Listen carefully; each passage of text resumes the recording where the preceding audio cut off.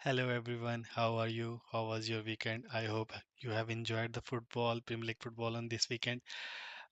Before I start, please do subscribe to my channel and like this video and share it with others as well.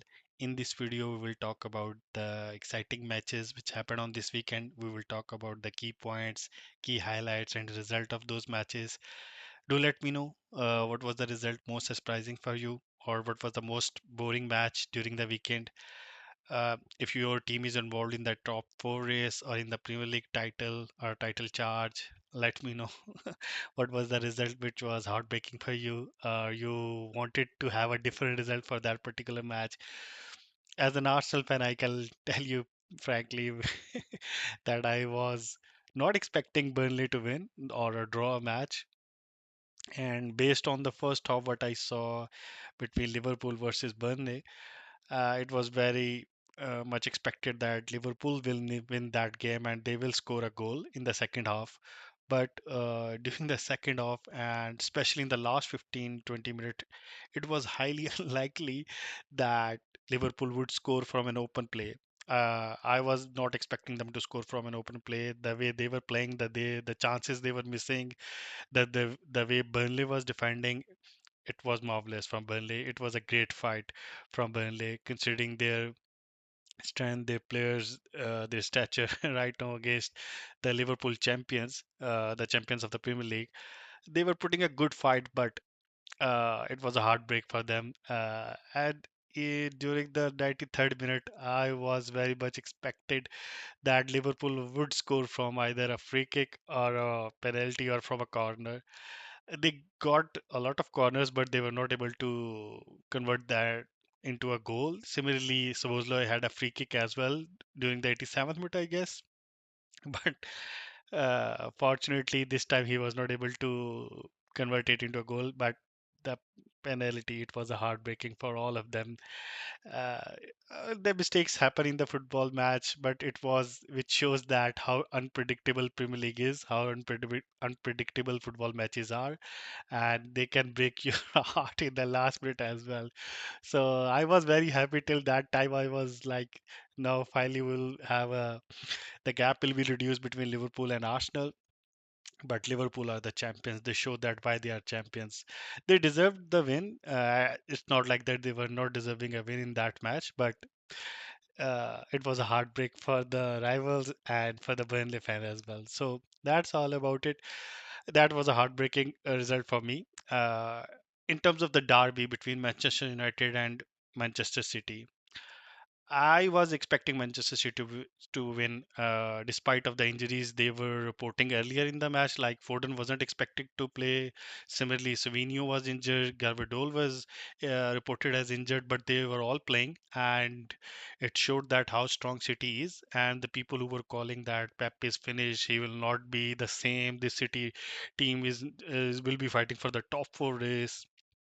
I wasn't buying that. I know again it's just another result. It's a derby game, and we know that in derbies form go away. It's all about emotions, how you control your emotions, or how much you are willing to put your uh, you want to win, or how much you are willing to go an extra mile like that.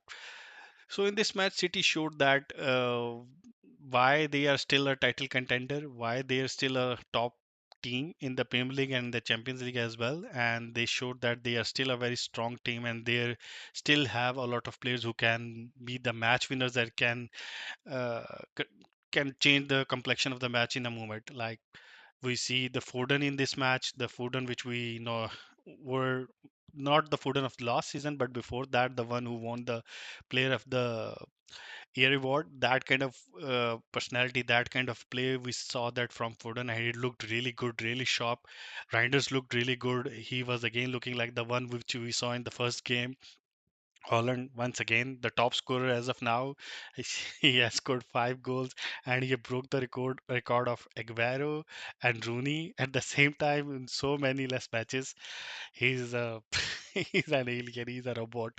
That's what we can say about him. That he's is the top striker, and I believe now they have shut down all those critics, all those people who were saying Pep is finished, City is finished, they will not be challenging for the title in this season or in this campaign. What about Manchester United? Ruben, once again, he has proven he's a stubborn manager, which normally all top managers are.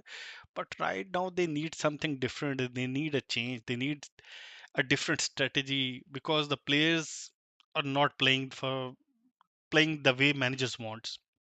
It's very pretty clear from the players' forms or players' way they are putting up themselves in the matches. It's not looking good for Manchester United. But let's see how far it goes, how long Manchester United board waits for it, or how much they are willing to support Amrun, or will they again budge and support the players who are not willing to put extra efforts in the matches, or willing to go extra miles, willing to run more, willing to sacrifice more, put on the tackles. They are not playing the way Manchester United should be playing, or the way Amrun wants to play, or they are not performing really good. They are having a lot of issues, for example, again, but it's something related to Amron as well. The kind of substitution he's putting in, the kind of lineup he's starting with it.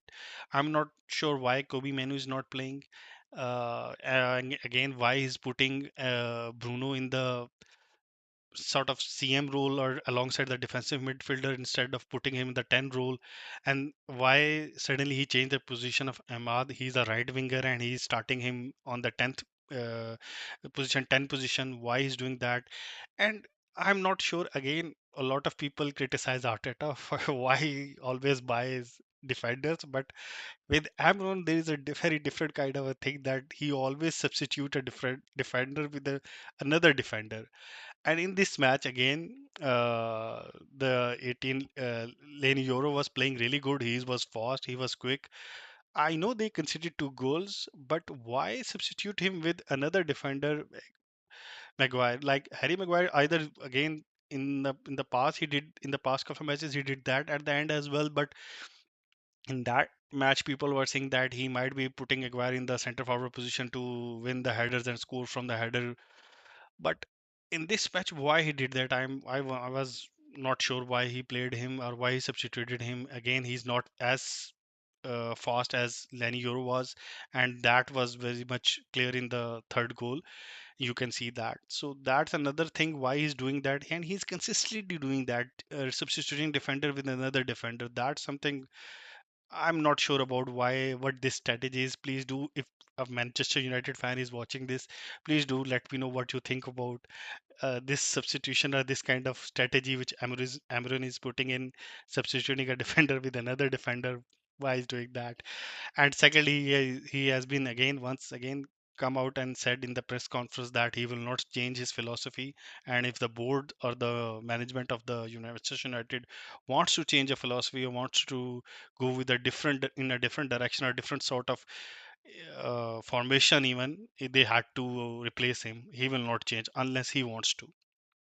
So let's see what happens in the next few matches. They have a their next match is also a very tough one. They had a match against Chelsea, and Chelsea is one of the team who is right now challenging for the title alongside Liverpool and Arsenal. So will they change their strategy? Will they change their formation? What kind of lineup they will put in that match?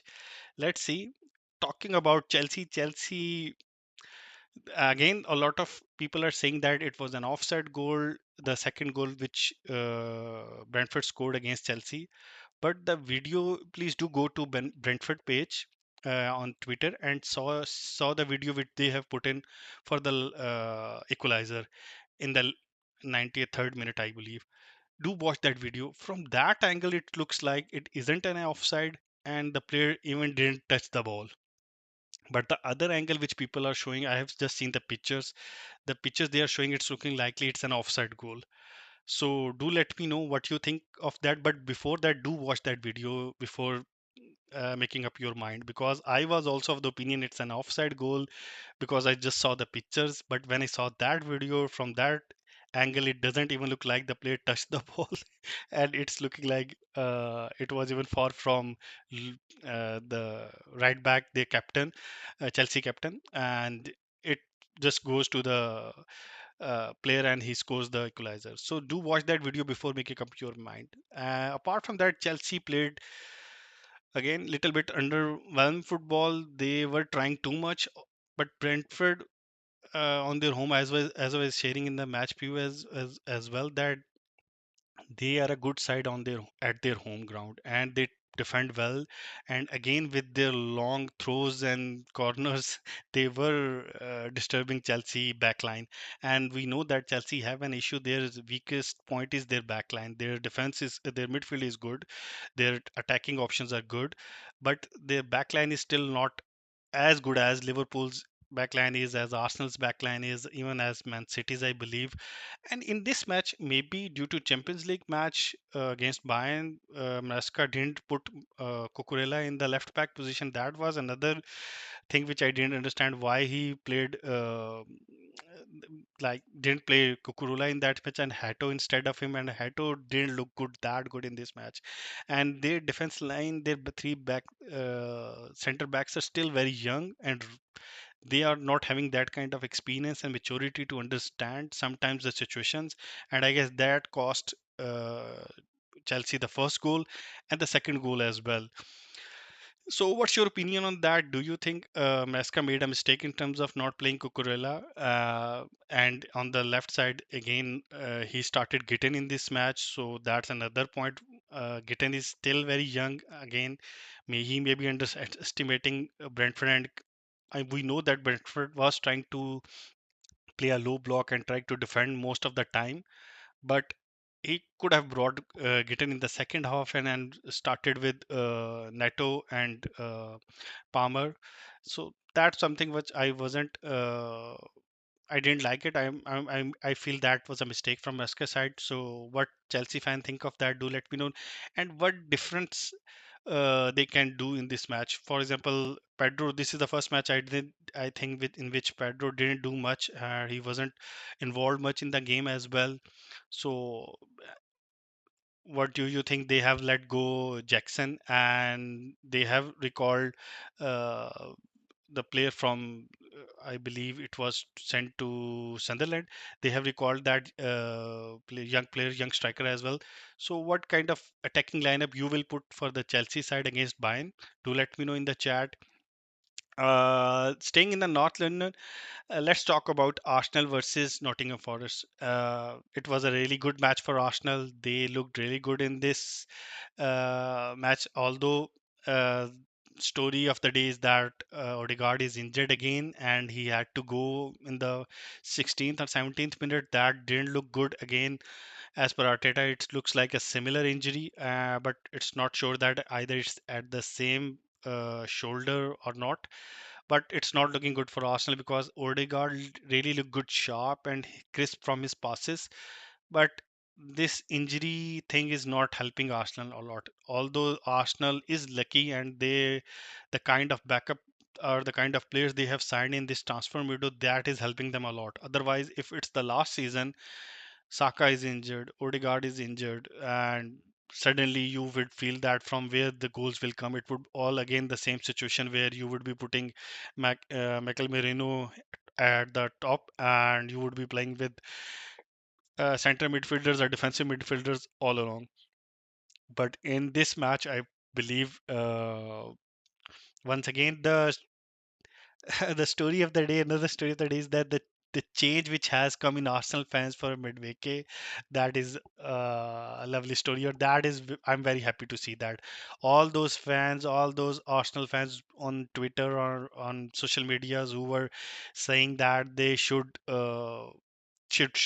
they were blaming Arteta and especially Arteta for this signing, and they were saying that it's the worst signing of the season, is the worst transfer of the season, or will not work for Arsenal. That's totally stubborn from Arteta. It's a wrong decision from Arteta. They were putting all the blame on Arteta, but right now None of them is coming in front of the camera or on the media and telling the same story that we were wrong. Everyone is praising Noni right now. I get that, and I like that, but no one is coming now and saying that we said that thing about Noni Madweke, but we admit it, we are wrong, and we can see that Noni is a good player. On the contrary, I would not say that suddenly Nuni is the answer to our problems or to play against the low blocks, or he's one of the best signing now. He's everything is looking good. Again, don't go that far. Don't start apologizing that way, but start admitting that you were way too far in terms of criticizing him and now way too far in terms of praising him as well. Stay in the middle, stay humble right now. Let him put some more performances like that in more matches for Arsenal, then start saying it that now we can see that he's the one of the good signing we had, or one of the best signing we had in the transfer market. Right now, let him play, let him understand the game, let him understand the game plan of Arteta, our Arsenal team, and let him build chemistry with other players as well, especially with Gyökeres, Eze, and definitely once the Saka is back with him as well, and Odegaard as well. So let him build that chemistry. The criticism Gyökeres was receiving, it was seriously very disappointing, especially on the overlap. I was listening to Scholes and Carragher and different rival fans, and they were making fun of Gyökeres running, making fun of the way he runs, the way he sprints, and saying that he's wearing jeans and joggers while playing football, and they were like making all sort of fun about him. Once again, he looked really good. He scored a very good scored the goal of strikers. And secondly, the second one which Noni start created the chance for him. Initially, he started the move. He started that move, and then he passes to I believe Noni, and then Noni to him again, and he hit the post. That was a wonderful move. If that went into the goal, it was one of the best goals so far from Arsenal. So especially from the way that movement was made, that uh, sort of the way they played with the way they did the one to one with each other, the passes they made to each other, that was looking really good from that move. So the Arsenal perspective, again, they look really good in the midfield as well. And the Richard Keys on the Bein Sport, I was listening to him after the match, and he was saying the one thing which will cost Arsenal this season in terms of winning the Premier League is Arteta again. I'm not sure what he has against Arteta. I'm really not able to understand his logic behind that. Why he rested Rice? He didn't need to rest Rice.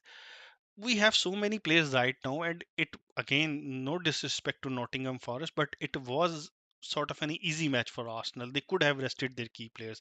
We can already see that as a Odegaard is injured, Saka is injured, and Saliba is injured as well.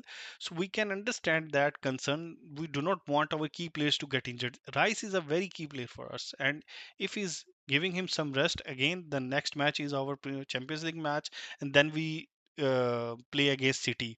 So two important matches are coming for Arsenal. So that's why it was understandable that he rested the key player. And Pep Guardiola used to do that. Klopp used to do that, and even other top managers used to do that. If they have a easy match and then they have a difficult match after that, so they do rotate their key players. Then that's what Arteta did, and I believe that was the right decision. Arteta played the card right way, and it helped, and it shows that we can win the matches without our key players as well. That gives a lot of confidence to the team as well at the same time.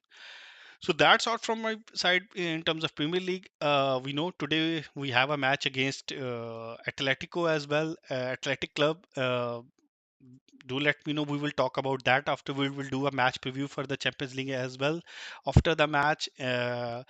Do share what kind of scoreline you predict for this Champions League match. Arsenal versus Athletic, Chelsea versus Bayern, and then City versus Napoli. Do let me the score line for these three games, which you think what will be the result. I will City will win 3-1 against Napoli. For Chelsea versus Bayern, I believe Bayern will win that match 2-1. Arsenal against Athletic. For that, I believe Arsenal win 2-1 because that's an away match. It would be a difficult match for Arsenal, especially first game of the Champions League. And for the first game in the Champions League, the opponent teams or the opponent clubs, the rivals, they will be all up for it regardless what kind of team they are playing against. They will be very energized, they will be very pumped, and they wanted to make a statement. And especially now, Arsenal is regarded as one of the best teams in the Champions League based on the last season. They are considered a top team, so definitely Athletic will try to give their best and try to make sure they make an upset in this match. But I hope it's not an upset and Arsenal win that match 2-1. So that's all from my side. Thank you so much for watching this video. Please, once again, do subscribe the channel and like the video and share it with others as well. See you in the next video. Thank you so much. Take care. Bye.